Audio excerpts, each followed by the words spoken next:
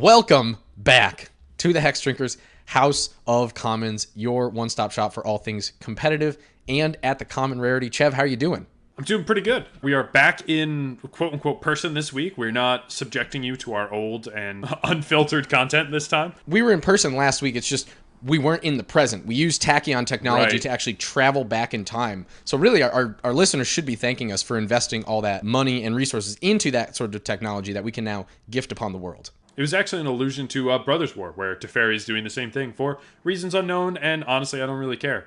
But we're back with new common stuff. Julian has played a ton of games in these last couple of weeks since we're gone. We want to talk about, our deck of the week. We want to talk about some gameplay we've seen recently. A lot of content to get through, and somehow no big news, product releases, or anything since for the last 2 weeks, really. Yeah, 2 weeks. Celebrate it while you can. I don't think we have anything coming until Brothers War, and I could not be happier. Granted, that's only 2 weeks away. We'll take these 2 weeks very seriously. We will cherish them, and then we'll cry when broken artifacts start coming out. I think for Halloween, me and my roommate are going to go as Lay and Loreweaver. I'm going as Nathan Drake from Uncharted, which probably comes down to just black-haired guy in a Henley t-shirt and jeans.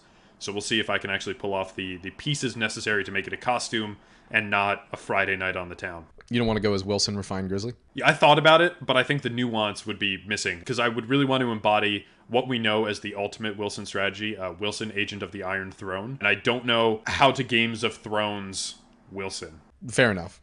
Anyway. We got some games. Yes. Julian did some stuff. Over the past 2 weeks, I have still been engaging in the PDC League, and I know you guys were wondering what is in store for our protagonist. What's he going to do? Well, let me give you a little spoiler. Your boy was 0-2, and now he's 2-2. That's right. Hey. I won both my last games, and I 2-0'd both of them. It was a huge, tremendous showing for Jelectrode. First, I played against the amazing, the wonderful DeMarco47, who's playing Koll the Forgemaster. This is a sick sort of pseudo combo, but really just like a mid-rangey thing where Koll allows you to, return your creatures to the hand if they die and they were enchanted or equipped, and then all your creature tokens that are enchanted or equipped get +1/+1.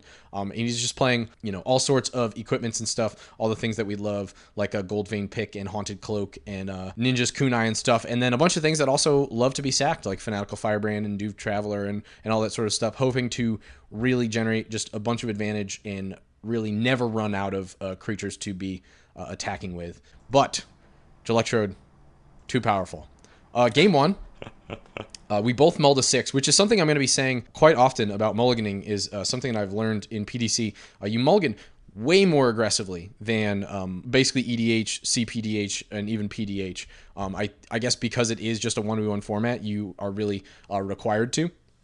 You don't have the time to kind of wait to draw your outs, but that's something that I definitely noticed. I think I think me and my opponents mulliganed every game. Maybe that's a sign of bad deck building, but you never know.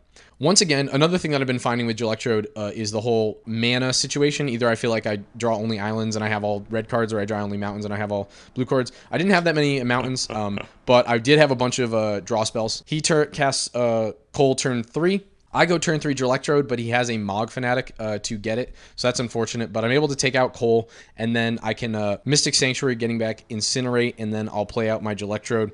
He continues to play out a bunch of dorks, Spirited Companion. There's like a goblin that taps to discard and draw. He's not able to remove my Jelectrode. Once I can untap with Jelectrode, we're chilling. Another thing that I've been thinking about Jelectrode is ways to give him haste so that I can, just start going to town instead of having to wait a turn or have to have protection or anything. And I'm able to I'm continuing to draw not that many burn spells, but a lot of cantrips, which is fine because since most of his dudes have 1 toughness, I'm just able to kind of machine gun down his board, pretty much completely clear a board of 3 or 4 creatures.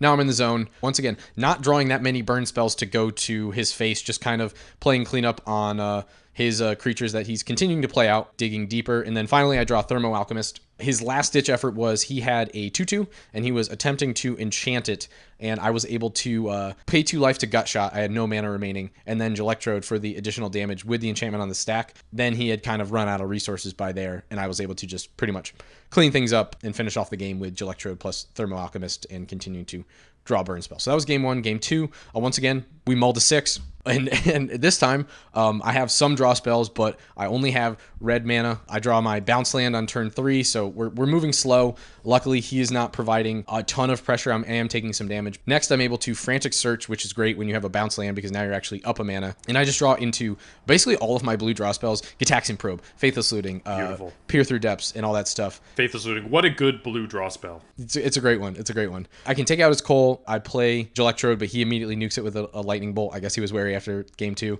But then I can get out Goblin Electromancer. And I have a couple protection spells, but I basically don't have any more draw spells or burn spells.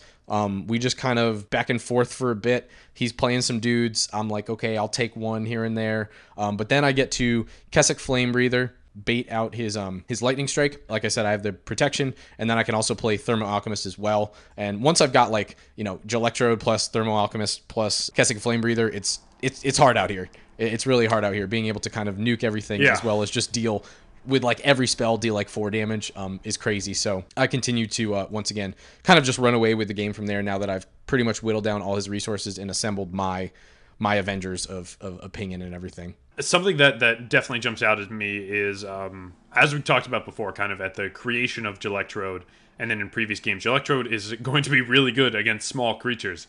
And if there's one thing red-white does best, it's make small creatures. So being able to kind of take out the targets that are necessary when you're equipping auras or equipment, you need those creatures as a base. And so if you're able to kind of keep hitting him in the shins, it makes it very hard to get off a strategy that is based entirely around getting your creatures equipped. Yeah, for sure. I will say at the end, it actually did get a little dangerous. I had been taking 1s and 2s from his creatures most game because unfortunately a lot of my dudes aren't good at blocking. He had a couple dudes who were suited up as well as Koll, and I was able to actually deal 10 to him in one turn to finish it out. Tap Alchemist, Tarfire to the face, tap Alchemist again, Chain Lightning to the face, tap Alchemist again, exact lethal. Pretty cool. DeMarc was great. Finally, someone in the Americas. He was super cool, loved his deck, and definitely excited to see more of what he does. Hopefully he'll come over and start contributing to things like the database. Before you move on, I want to call out a couple particular cards I've seen in DeMarcus' deck. One is something that we've seen a little bit, and there's been more talk of in CPDH, and that's Geomancer's Gambit. 3-mana sorcery to destroy target land, and then the controller searches their library for a basic, put onto the battlefield, shuffle, and then draw a card. So it's a good cantrip to draw a card. But I think this is particularly to deal with Mystic Sanctuary. One of probably, if not the most powerful land in the format. Very interesting to see that we're starting to really acknowledge how powerful Mystic Sanctuary is. And then other than that, I'm really glad to see all the stuff that we know and care about, and then a lot of the, not exalted, but similar in terms of it cares about one thing attacking, which a Voltron deck would. All those cards from Neo, Aki Ronin, all the guys that are like, when a samurai or warrior you control attacks alone. That's super cool, and I like seeing that in there. That's more of a self, I think that's fun. But there's just such cool synergy in here if you can get the strategy going with when creatures die, make new tokens, when things leave the graveyard, do other stuff. Like, there's a lot here, but it can get taken out very easily, as we talked about. Our main concern with the red-white deck in the database currently, that's based around the other equipment commander, who gives equip cost 0, I think, for the first equip per turn. Yeah, Brunor. Yeah, for sure. Geomancer's Gambit's actually kind of an interesting call. I definitely agree with for Mystic Sanctuary, but I guess theoretically you could keep someone off a color, or if you're really down bad, you could fix your own colors and thin your deck a bit. True. Yeah. But yeah, Koll is definitely a super cool deck. I guess the one constructive criticism I would say is that it just feels like we're trying to pull in a few different too many directions. Yeah, it seems like we're trying to do combo as well as aggro, and those can work, but usually don't work together well. You kind of need to pick up main synergy. Yeah, which is fine, but I think this definitely has a potential, and would also be interested to see how it does in something like a CPDH as well. All right, tell us about that game 2. Yeah, so game 2 was against a name we all know and love. I got to play against Stein, which was lovely. Ooh. Stein was playing Fynn the Fangbearer, aka the Infect homie. This was actually kind of a very similar deck to the Wilson deck that I talked about a couple episodes ago, where we really are just playing a ton of pump and fight cards, but in this case we're backing it up instead of with something like Ancient of the Shadow Thieves or Iron Throne. I actually forget which one it is because I know they're both there and they honestly the Agents art looks of the same. Iron Shadow Throne, I believe, is the correct enchantment. I appreciate that correction. Thank you, Chev. You're always on top of these things. We're just backing up with the fact that we can just deal, essentially deal infect when we only need to connect 5 times, and we have a bunch of low cost and evasive death touchers as well to kind of back that up. Now, once again, luckily, most of those have 1 or 2 toughness, so if I'm able to establish Electrode, I can kind of clear up pretty quick. Now, game 1 was very unfortunate for Stein. He had to mull to 4. I also mulled down to 6, but he had to mull to 4. To be fair, I had a couple draw spells, but I had no red mana. All my lands were tap lands. So he was able to get out Fynn and get a couple hits in, but he also was on 1 land for a very long time. After I was able to remove his 1 mana creature that he played, he unfortunately just was not really able to recover. Although his 1 mana creature did put in a lot of work, he just continuously had pump spells, so I was never really able to either kill it or block it. When you have a Sedge Scorpion and you mutagenic growth it, and the next turn you play a land in Groundswell, and then you Rabid Bite one of my things and get in again, it gets pretty big. So that I think that Sedge Scorpion did like 10 or 12 damage to me over the course of the game. I finally kill it on turn 6 after investing probably 4 or 5 cards total. And like I said, he mulled to 4. He didn't have many resources coming. He was low on land. So I was able to kind of just once again assemble the holy trinity or the unholy trinity of Kessig Flamebreather, Thermo Alchemist, and Electrode, and able to just deal the rest of the damage. Game 2, the best hand I've seen this whole thing. I have 1 of each basic. I have 2 burn spells, 3 draw spells, one of which was Ponder. And actually turn 1 I Ponder and I get 3 more burn spells, which is pretty sick. Yeah. He has a turn 2 play, turn 2 Death Toucher, but I just decide I need to keep him off creatures, so I kill that immediately. We do some exchanging back and forth. I'm kind of able to deal with all these things, but at this point he has a ton of creatures, so he's playing 1 or 2 every turn. I'm able to get Electrode out a little bit off curve. He tries to Rabid Bite it, which is a great card for these decks, especially since he's playing all Death Touchers. Basically any fight spell is going to get you there. Actually, Rabid Bite, I need to check. I believe Rabid Bite is one of the deals damage. I believe it is, yeah. Biting is known as dealing damage, but not receiving it, and fighting is they both deal damage to each other. Yes, Rabid Bite is one of those, which is great. And there are a couple actually instant speed ones in here as well. But luckily, I have a burn spell in response, which blanks it. Now Electrode untaps, and then he kind of proceeds to brick, which is unfortunate because basically pretty helpful normally in 1v1 games. Yes, extremely helpful. Even if he didn't brick, I was basically able to kill anything he put down, but he does proceed to brick, and he's kind of playing creatures intermittently. There was one cool part where I tried to get a little cheeky, and I play a card called Refocus in my deck, which is a 1 and a blue, untap target creature and draw a card. Gives an additional untap trigger, but you can, once you cast it, if you already have Electro tap, he'll untap, you can tap him again, and then that card, the card itself will untap him. Okay. Which is pretty cool. So I tried to do that. With the untap of my Electrode on the stack, he ambush vipers and then bite downs my Electrode with his, which is another one of, it's another one of those quote unquote bite spells. So I actually, the whole thing kind of fizzles, which is crazy. But after that, once again, I'm kind of just able to chain together Chain Lightning, Sonic Seizure, which is the discard a card, deal 3 to any target, as well as Heartfire, which is a card I'm thinking of taking out. It's a 1 and a red. You have to sacrifice a creature or planeswalker, and it deals 4 to any target. Luckily, I had Goblin Electromancer out, so I could just sack that. I don't run that many creatures, so I probably should take that card out. Yeah, that seems a little dangerous. He was exactly at 8, so I was able to, deal cleanly lethal. 2 games, I will admit, I think I probably had favorable matchups there, but like I was saying with my previous 2 games, I had unfavorable matchups, so that's kind of just becoming how things are going when you're playing a deck that's as one note. Tunnel vision as mine is. Yeah. To be fair, a lot of these other decks are tunnel vision as well. It's just how do the matchups line out. Stein, once again, I will say Mark and Stein, both lovely people. Stein actually, I'm not going to blow up his spot, but happens to be quite close to me in the country, which is actually super cool. So he was telling me a bit about his deck and kind of how similar to mine, it can be hit or miss, but he was telling me about his deck can actually kill on turn 2. Damn. Which is you need a stacked hand, but if you go you need it to work the right way. But I think you need like 6 or 7 cards, but if you go turn 1 Glistener Elf and you go turn 2 Forest plus Lotus Petal, if you have Mutagenic Growth plus like any combination of Groundswell, Invigorate, Vines of Vastwood, and there was one more that he told me, I want to say it was like Wild Tactics, Wild Might. If you have any combination of those, exactly, kill someone with Infect, which is pretty crazy. He says he hasn't gotten off in the league. I hope he gets it. Stein, if you're listening, I hope you get there. I hope you get to it. Just absolutely murk someone on turn 2. But otherwise, I want to thank both of the guys for great games. We had I'll speak for myself. I had a lot of fun. I hope they had a lot of fun as well. I'm glad that Gelectrode finally was able to kind of do his thing. I'm feeling a bit more positive, bit more bullish on Gelectrode, and I'm just excited to see who my next matchup is. Hell yeah. I've been looking through, both of these decks too. I hear about it at the same time as all of our listeners, well, I guess a week early due to editing, but I've been looking through these decks, and I always loved Fynn when it came out, so to see a deck that really can embody it, and it seems like PDC is a really good place, because the problems with Infect decks, of course, is, even if it is all Infect, in a 4-player matchup, you still need to deal that to everyone, and Infect is the kind of thing, it has enough of a reputation, you manage to take one player out, everyone has their eyes on you.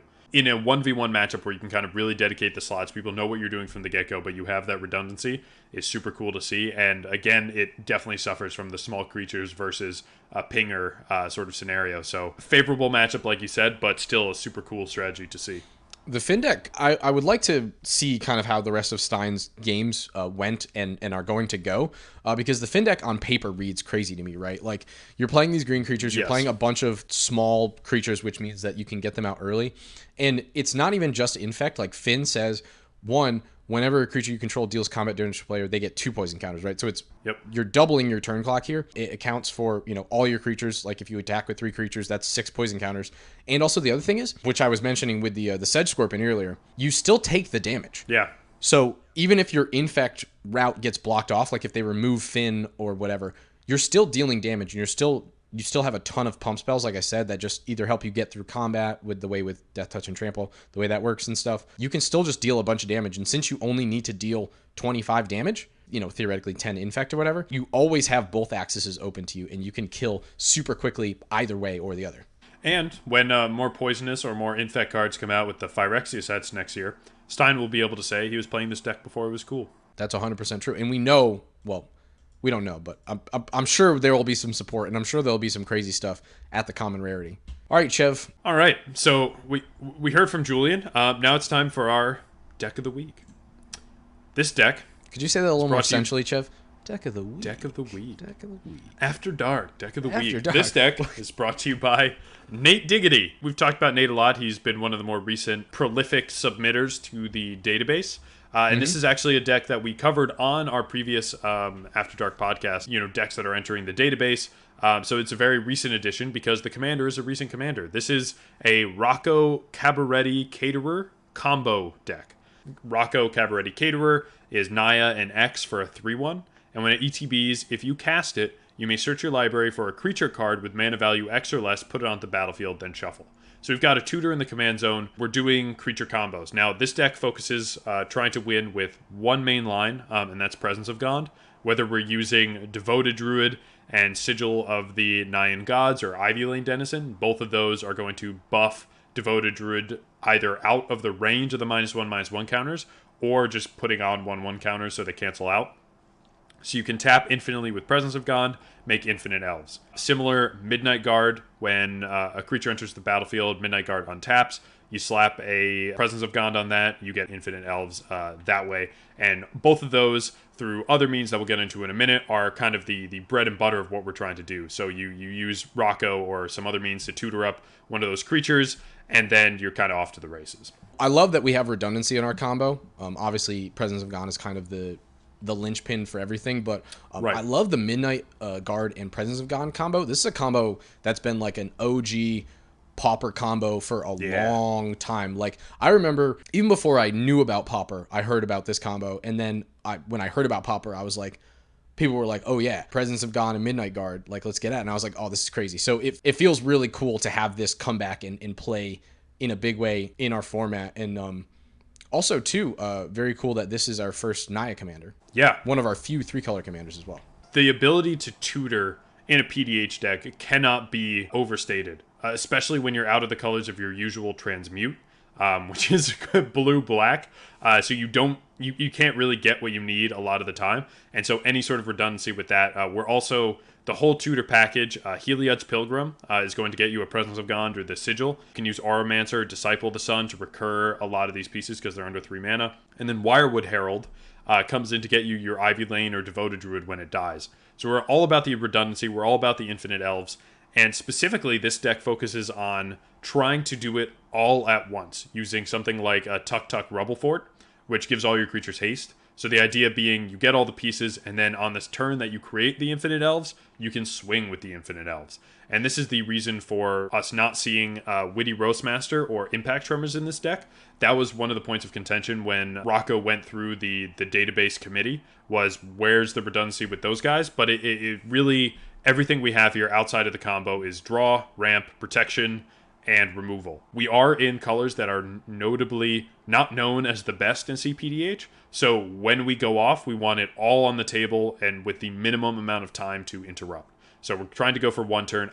I still think you could probably throw in a Witty Roastmaster or Impact Tremors just as a little bit of backup, because while we do have Tuk Rubble Fort and the new Keldon Strike team from Dominaria United, which we did call out in our DMU review, to give haste for 3 mana for all your creatures on a given turn. The backup that we previously had was Torch Courier, which only gives 1 creature haste. So you can use that to make your Infinite Elves, but say someone has the blue bounce spell for all creatures of a given name, you still need those 2 turns. So if you need the 2 turns, this would enable a 1-turn kill with Torch Courier. So this is my vote. NateDiggity, if you're listening, I still think you should have Witty Roastmaster or Impact Tremors in there. All in all, the deck is completely focused around Presence of God, combo to make Infinite Elves, and then how quickly you can murder with 1/1s. Chev, I 100% agree. I think probably Witty Roastmaster just because you can actually tutor it with Rocco. Yes. I think 100% Keldon Strike team should come in. We talked about it on our review, but 2 in a red, just like Tuk Rubble Fort. And it says as long as it entered, creatures you control have haste. So, yeah. It's once again, it's another way to just do that. But also, if you need to, if you are, because Rocco is a very mana-intensive deck, so it might take you a minute to set up your combo. You can kick it for an additional 1 and a white, and it gives you 2 extra bodies. And those are great just for blocking and making sure that you can stay alive while you're trying to assemble your combo. Yeah. This is kind of following in the line. We've been trying to do some combo decks recently because I know it's not usually how we end up playing CPDH, so it's fun to kind of see those and maybe try them in future. The last group of cards I want to call out, because everything else is what you expect. We've got all the draws that we can kind of get in these colors. Faithless Looting, Cathartic Reunion, Tormenting Voice, and then you have things like Thrilling Discovery, which you don't get to see much because it's Boros. We've got the Bonder's Ornament tech, and then Protection, Black Myth Skill, Apostle's Blessing, etc. But what I want to call out is Bounce. Because, of course, flickering Rocco doesn't work because the trigger is only on cast, but Bounce with, like, Alley Evasion, White Mane Lion, Ambush on the Road, any of these that allow you to bring Rocco back to hand are going to really help be able to tutor up multiple pieces. Because, like we said, Rocco ain't cheap. So to get a 3-mana creature from your deck, it costs you 6 mana with Rocco in the command zone. And if Rocco has died, it's going to cost you 8 to get your Keldon Strike team, which is way more than you want to spend if you're trying to put this all together on the same turn. Yes, we're in green, so we have ramp, but we don't have that much ramp. So Bounce is super powerful here, and just getting the redundancy of the combo. Presence of God is the linchpin, but having every other piece and having ways to recur Presence of God from the graveyard gives you just enough redundancy for this to be considered a competitive, viable option. If it can go off, it's very, very powerful. The Bounce is super cool. It's unfortunately like a necessary evil. Some other, I guess, necessary evils, just meta considerations. There's not that many creatures in this deck, even though we can tutor creatures, just because I think we want to make sure that we're focusing on our combo pieces. Right. But we do have a considerable amount of creatures that give us the Monarch, which, once again, as we talked about, those multiplayer mechanics, they're made for multiplayer, but Monarch is still really freaking good in multiplayer. Yeah. A couple of the things I want to point out in our kind of like removal/control section. Swirling Sandstorm is a card that I only recently just found out about. I believe I mentioned it a couple podcasts ago. A couple podcasts it's come ago. up. But it's a 3 in a red for sorcery. You need Threshold, which is generally pretty easy to get, actually, in something like CPDH. Deals 5 damage to each creature without flying, which is great for a board wipe, and it's even better than something like a breath weapon or a fiery cannonade, which we are running. But notably, another reason why I think we should have probably one more haste enabler. If we get our combo off, right, theoretically we have infinite 1/1s. We can block for days and do whatever. But these other cards are prevalent in the format, and they totally hose us. Yeah.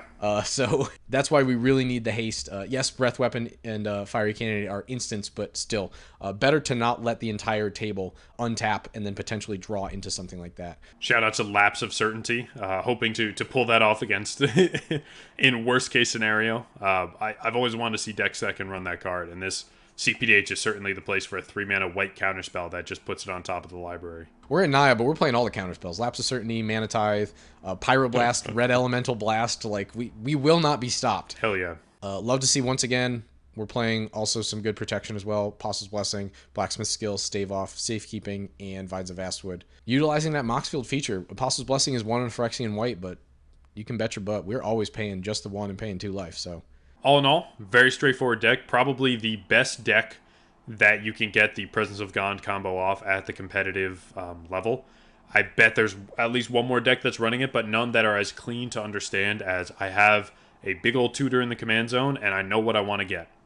Even if, I believe it's also spelled out in the primer, really good primer, like, if you're just starting off from scratch, you probably want to make sure that Presence of God is in your hand. Yes, there are ways to discard cards, but it's much more likely that it's safe if it's already there. So if your first tutor of the game, you want Rocco into Heliod's Pilgrim into Presence of God. But, I mean, you got Rocco in the command zone. They know what you're doing already. You don't have to worry about revealing that and surprising anyone. I like that this is a more properly creature-oriented combo. Love the tutor in the command zone, like you said.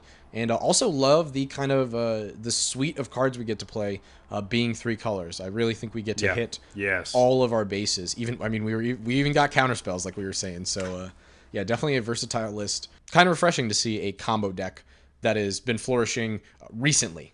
All right, Chev, I think we got one more thing that we want to talk about today. It's some more content. We've been checking some stuff out, and we got some gameplay of the week. By the time this airs, we might be like a week and a half, 2 weeks removed, but this was a crazy game. And from a source that we don't normally see. This was from the Possibility Storm over on YouTube. Yeah, so the original video is from September 30th, 2022. So it's a bit away. It's a bit older at this point. It is Season 3, Episode 12. It's a CPDH pod with the Common Connoisseurs, aka Papa Popper, with Ethersworn Sphinx versus Lotzan versus Rilsa and Teamer Sabretooth. And the people that are playing, we've got Noyark on Ethersworn Sphinx, and that's really what we want to talk about today. Islan on Lotzan, who is the Possibility Storm, and then Papa Popper on Rilsa Rael Kingpin, and Brewbear on Teamer Sabretooth. So we've got Papa Popper and his merry band of misfits showing up, as they always do, to spread the good word of CPDH to another source. But really what we want to talk about is, holy shit, Ethersworn Sphinx is terrifying. This isn't the first time that we've even talked about Ethersworn Sphinx, but this is the first time we've been truly scared by it.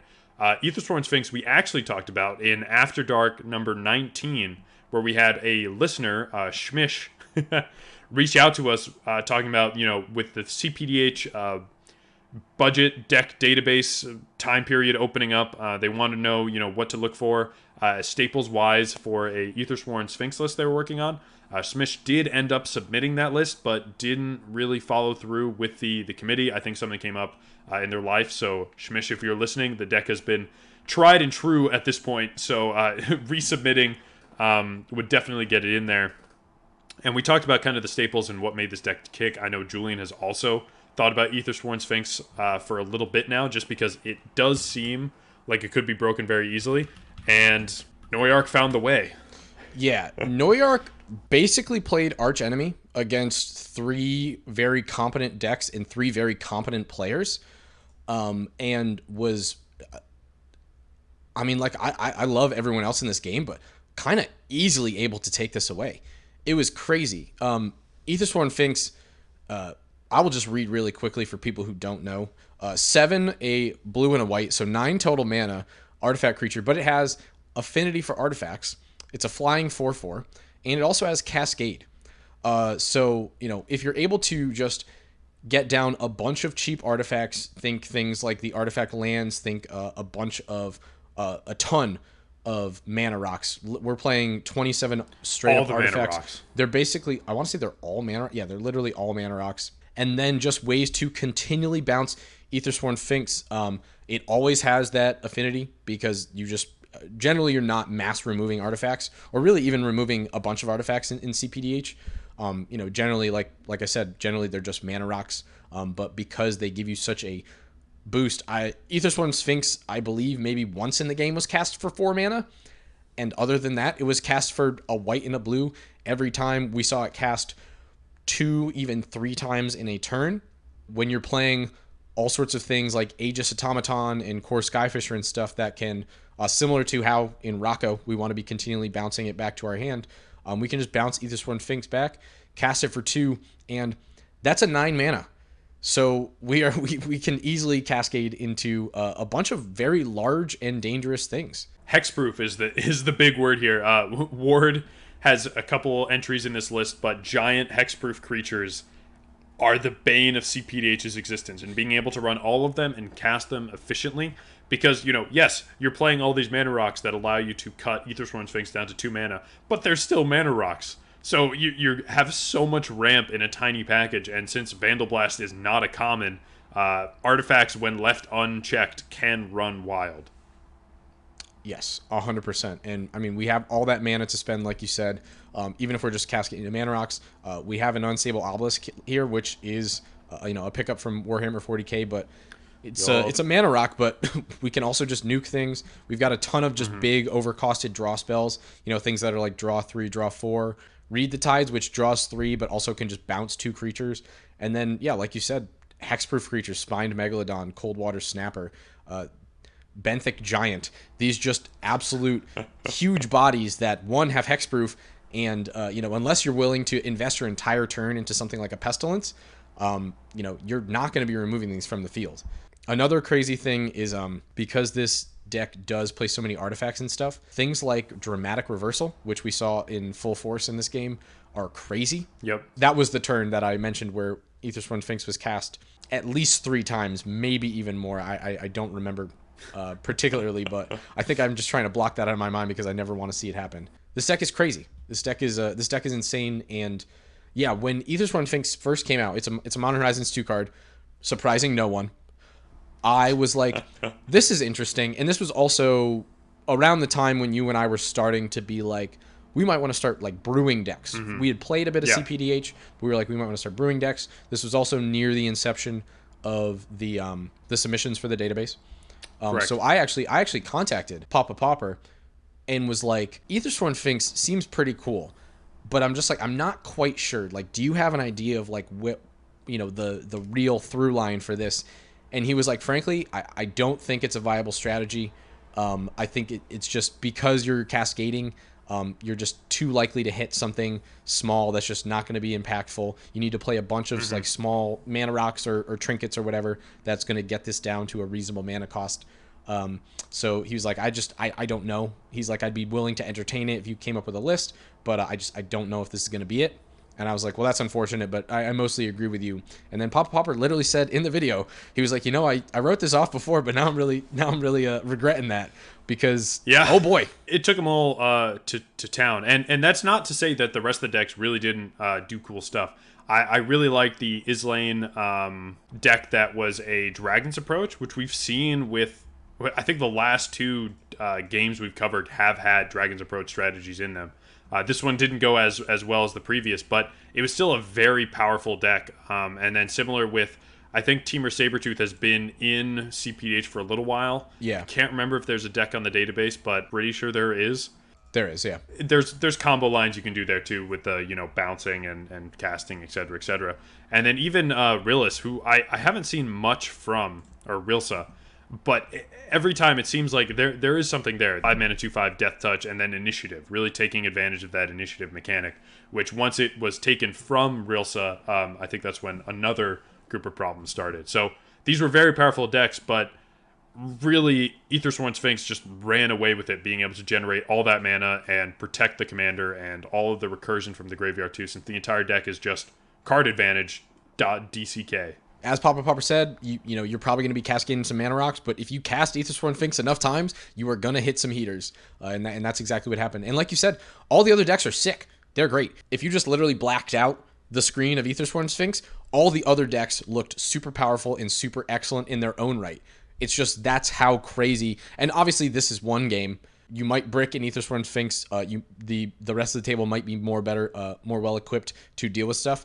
But I definitely think that one of the things that we want to do on this show is kind of showcase these other strategies and these things, especially things that we don't have in the database. The database is a resource for everyone, and we want to have these super powerful decks that are obviously competent and provide another avenue of play. We want them on there so that people can see them. So things like Ethersworn Sphinx, we mentioned when we played Pauper with Brad and Big B, the Satyr Enchanter deck. These are things that, like, if you're considering, one, you should just check these decks out because you might like to play them, but like if you're considering brewing something, these are open spaces for you to, you know, contribute to the database. So please make it happen. Hopefully, as Papa Popper, the common connoisseur, the lover of alliterations, has always puts in his primers, you know, this is a living document.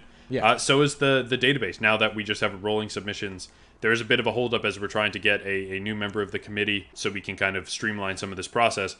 But the database is supposed to ebb and flow with the format. So if these decks are putting up numbers, they should be there. Speaking of Papa Popper, I need to take a minute. One, Rilsa Rail Kingpin looked sick. Once she's able to come down, she is 5 mana, so it's a little expensive. But once she comes down, we talked about Initiative, Monarch, all that stuff, venturing into the dungeon.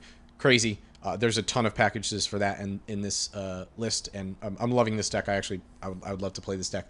But I just happen to notice that there's one custom category that's called This Fucking Nonsense, and then I also noticed that there's a sticker board. This is including stickers. Yeah. I don't think we can get around them at this point. Well, actually, you know what? I lied. This is an 101 card deck, so maybe this is just like he's just like every now and then I'll take one card out and put the command performance in so I can use my sticker board. But I will say, yeah, I mean, I don't know. I think like stickers, a lot of these have So the big thing here, and if you kind of take a look at the sticker board provided, every one of them has I think a change in power for 2, but also a 2 sticker ability. So the idea being you play command performance, you can pick one of these abilities and put it on Rilsa, because Rilsa's going to be attacking a lot. And all of them are pretty freaking decent. Yes. So it's something I'm really glad that the people at the top of the format are trying it out. I'm so not ready for having to do this in a digital setting. But stickers are here until proven otherwise, and we'll just have to see how they actually benefit or hinder the game. Now that I'm looking at this, I'm like, okay, yeah, I guess. As far as I can see, this one command performance is the only one, and it's just 1 in a blue for sorcery, right? But it says choose 2, and most importantly, you can get 2 tickets, and then you can put a sticker on a non-land permanent you own. Like you said, they all have a 2 sticker ability as well as a 2 sticker stat change. So, like, you know, if you just happen to draw this in a deck that might care about some of these things, which this clearly is, because, you know, there's things like flickering, there's things like stat changes for attacking and stuff. I guess there's not really any reason to not include this. You can especially given the randomness. Yes, there's randomness, right? Because stickers, you bring 10 sheets to constructed, you get 3. But if you happen to pull with a 33% chance Eternal Acrobat Toast, for 2 stickers, whenever this creature deals combat damage to a player, exile target creature you control, then return to the battlefield under its owner's control. It's pretty darn good. You play that on Rilsa.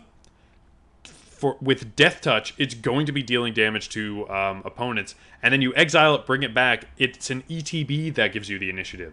And whenever you take the initiative, you also venture through the dungeon. So if you take the initiative, right, I think I have that right. If you have another take the initiative trigger, you go through another room. So it essentially super speeds your way through the dungeon, and then of course you get the final ability. of whenever you attack, a creature gets +5/+0 and first strike and menace if you've completed a dungeon, which is so much. Also, Phyrexian, Midway, and Bamboozle, their two-ticket ability is whenever this creature attacks, you get a ticket. So theoretically, you could get multiple stickers. Yep. He's trying it out. We'll see where this goes. Just to, again, Alliteration Master, Rilsa Rael by Papa Popper, a.k.a. the Common Connoisseur. All right, well, that's enough. Enough. We've given him enough fun. Free that's enough air fun time. wordplay. He should sponsor us. That's enough fun wordplay. Yeah. The Temur Sabertooth deck looked sick as well. It's just, yes, it combos, but it also just kind of, like, I don't know if this is a compliment or not, but I like it. It just kind of spins its wheels.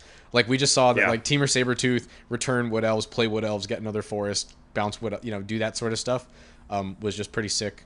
And then, yeah, there's combo potential in there as well. Also, it's mono green, which is kind of interesting for a combo list. It's fun to see. And then, yeah, Dragon's Approach. I'm interested. I do not believe we have one in the database as of right now that utilizes Dragon's Approach, but Correct. We've seen it twice now, and I'm starting to wonder, is this a thing? Like, when you play Dragon's Approach, it's 9 damage, and we have plenty of ways to reduce the amount of mana that we're spending for spells. Right. So is Dragon's Approach going to provide like a viable non-combo burn deck? Something to keep an eye on. I think it'll be interesting to see. I also think that the answer will be 100% yes as soon as we get an uncommon creature that cares about the amount of damage dealt to opponents. I think it's just waiting for the Rakdos uncommon equivalent to really see what is possible with those cards. But I still think with what we have, it is very accessible. And I would very much like to see Oakley's Circara Dragon's Approach deck again, because I think that put up numbers. I remember it being fairly competent when we were playing. I'd have to look back at the list. It's been so long now. But I will say, though, Torwacky Dragon's Approach? We're giving the listeners that for free. Yeah. That is the generous people we are. Yeah, I'm gonna toy around with that for sure.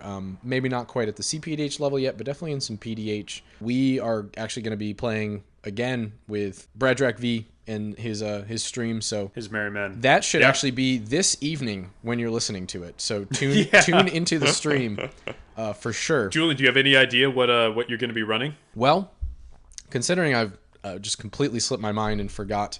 That even though we knew this was on the calendar for like 2 weeks, I kind of just forgot. So I probably will just tune up the Torwacky deck that I brought last time.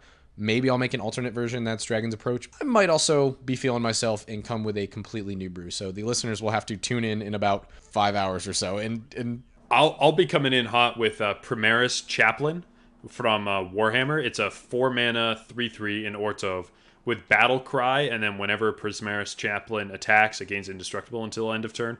We talked about this in our Warhammer 40k competitive set review.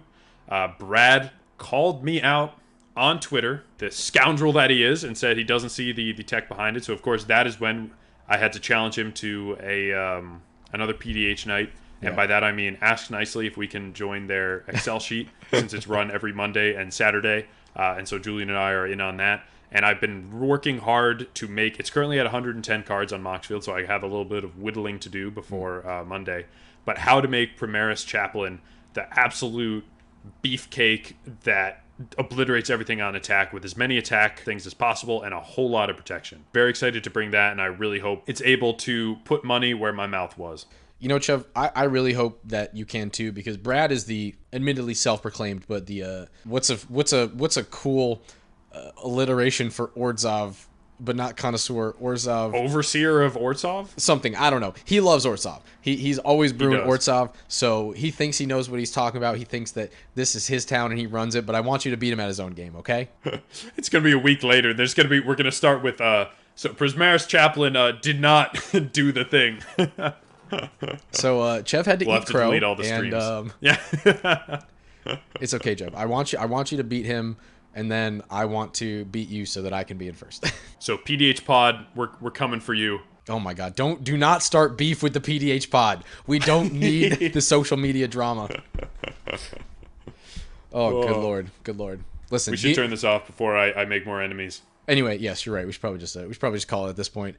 Chev, Jules, House of Commons, competitive pauper things, forever. Hell yeah.